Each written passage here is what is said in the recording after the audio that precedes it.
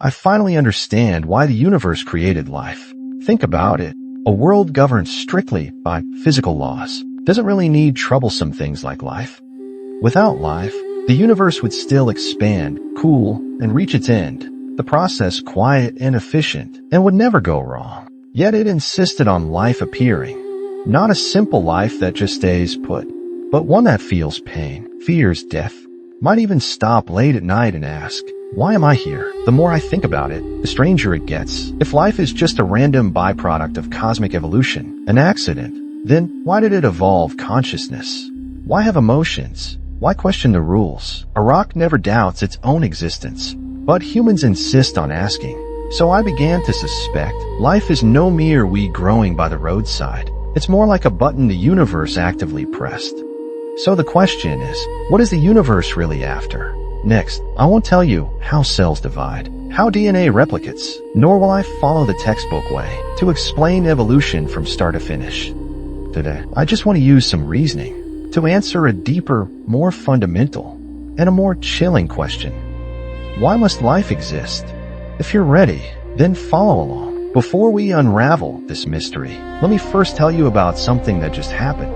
November 2024, researchers from CERX published a major discovery. They proved through simulations in Earth's earliest terrestrial hot springs, iron sulfides, catalyzed by light and heat, could reduce carbon dioxide into methanol. Do you know what this means?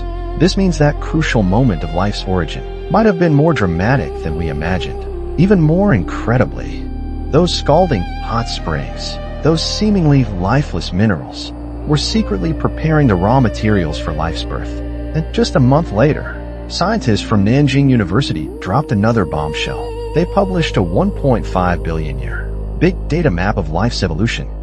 From 2 billion to 500 million years ago, what exactly did life on Earth experience? The answer is both chilling and exhilarating. Life's evolution wasn't smooth sailing, but through origin, radiation, extinction, and renewed radiation. Every extinction seemed like the universe testing life's resilience, and every rebirth proved life has some tenacity we don't fully grasp. Essence. So the question is, what is life truly fighting? The answer lies in a concept called entropy. You can think of entropy as the universe's rate of decay. Everything is falling into disorder. Energy is dissipating. Structure is collapsing. Information vanishes. If your room isn't cleaned, it gets messier. If your body doesn't eat, it gets weaker. If galaxies don't gather, they get more dispersed. This is entropy increase, a fundamental law of the universe, a rigid rule of physics' second law. But life did something crazy. It chose to go against the current. In 1944, Nobel laureate physicist Erwin Schrodinger, in his famous book, What is Life?, proposed, life lies on negative entropy. What does that mean? It means, as the whole universe slides towards chaos, life actively moves against this current. By eating, drinking, breathing, it draws order from the environment, keeping itself in a relatively ordered state. Just think about it, how incredible that is. Like in a rushing waterfall, a drop of water suddenly appears. It doesn't fall down, but desperately climbs up.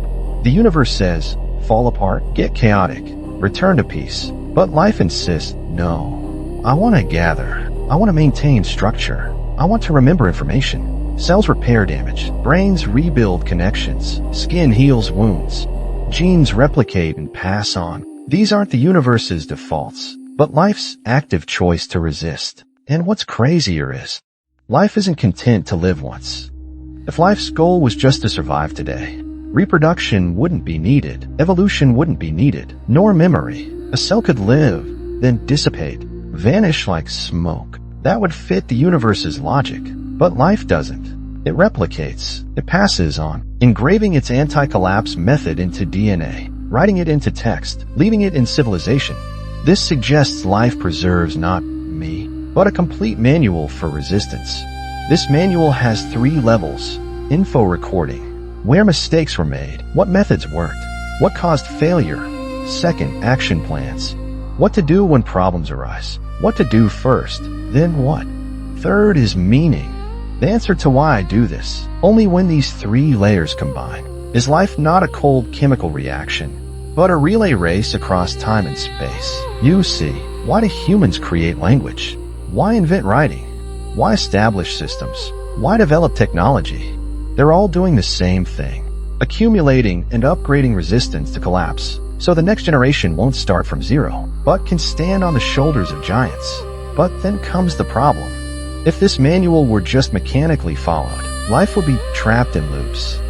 This is why life had to evolve consciousness. What is consciousness? Consciousness is what lets you hit pause. Animals facing danger instinctively flee or fight, but humans can pause for a second and think, what if I did this? What if I did that? This 1 second pause gave life the right to choose. May 2024, a study in a top neuroscience journal revealed an astonishing finding. Our memories don't just store info. Memory itself supports and shapes our consciousness. The brain uses emotional memories to form consciousness. Things that made you happy, sad, or afraid, experiences, become imprints in neural networks. These imprints build your self-awareness. In other words, without memory, there's no real consciousness. Without consciousness, life is just a machine running on repeat. The biggest change consciousness brings is to let life modify and upgrade its survival manual. Before consciousness appeared, every generation repeated the path of its ancestors, repeating pain, repeating mistakes. But with consciousness, life could pause and ask, do I want to continue this way? Can I do it differently? Does the world have to be this way? These are the questions that drove life from simple chemical reactions to evolve into beings that think, create, and question their own existence. But consciousness isn't free. It brings new costs, pain, anxiety, self-doubt. Animals just feel pain. Humans feel pain and ask, is this pain worth it? It's exhausting, but that's the cost of consciousness. Pain isn't a system error. It's the system reminding you, order has a price. Wounds healing consume energy. Memory formation burns glucose. Preserving history costs time and resources. Pain is like a bill, telling you the system is paying, reminding you not to force it. On a deeper level, pain is the switch to upgrade. When old methods don't work, pain emerges to force a pause, to ask, should this method change? One failure hurts. Showing old ways won't work. Prolonged low mood may be reminding you, your system of meaning has cracks. Growth isn't about time. It's breaking down the pain, absorbing mistakes, and writing new methods in. This leads to a final question. If life is just running a program against collapse, who decides its meaning? The answer might be chilling. Perhaps meaning isn't given, but created by life itself. Like NASA's launch in March 2025, the CERX probe, its mission to explore origins and find life's components. Why do humans do this? We're not content just alive. We want to know where we come from and where we're going, what mark we'll leave on the universe. Here's a bolder speculation. Life might not be a bystander, but a tool for the universe to know itself. Think about it. Rocks don't record history. Light doesn't hesitate. The void doesn't reflect. But life does. When you look up at the stars, when you ponder the universe's origin, when you ask, why am I here? Is the universe seeing itself for the first time through your eyes? Is the universe realizing itself for the first time through your brain, realizing its existence? If so, then meaning is not just personal comfort, but the universe's way to organize its memories. Without life, the universe just cools, expands, collapses. Everything that happens disappears, unrecorded. No one notices. But with life, the universe begins to be told, recorded, and explained. Every word you write, every work you create, every memory you save are fighting something terrible, oblivion. The universe forgets everything, but life refuses to. The latest 2024 physics research proposes a revolutionary framework. The origin of life may not be random chemical reactions, but a natural result of complex systems, spontaneously ordering under non-equilibrium conditions. Scientists use mathematical models of phase transitions and bifurcations. Just like water freezing, when conditions reach a critical point, the system suddenly jumps from disordered to ordered states. The emergence of life may be a natural emergence after the universe reached a critical point. What does this mean?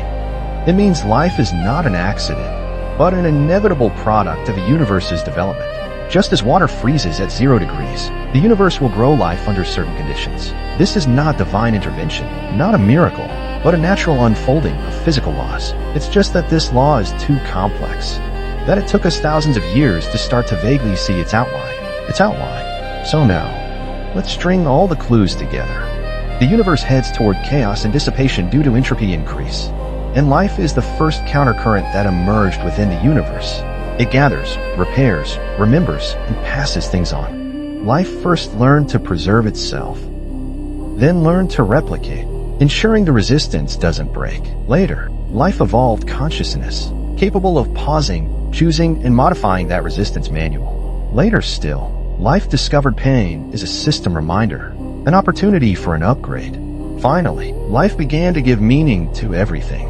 And this process of giving meaning may be the universe understanding itself, remembering itself, and defining itself. So, why did the universe allow life to emerge? Perhaps the answer is this: because a universe that only collapses is too lonely, too empty. It needs something to remember it existed, understand its beauty and cruelty. Say, before it fades, I know you're here, I saw you, I remember you. And we are the messengers sent.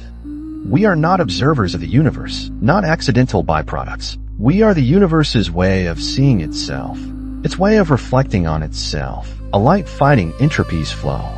Every choice, every creation, every meaningful suffering tells this cooling universe, before you fade out, that someone witnessed your brilliance.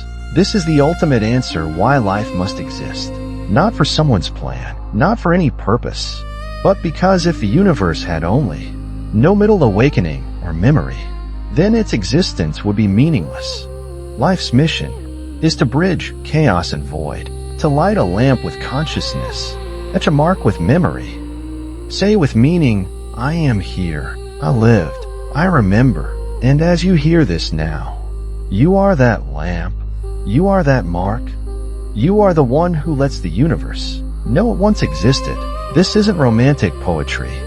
It's physics logic, life's inevitability. It's a mission we all carry, and a glorious one. So, stop asking why life appeared. Ask yourself, since I'm here, what light will I cast on this cooling universe?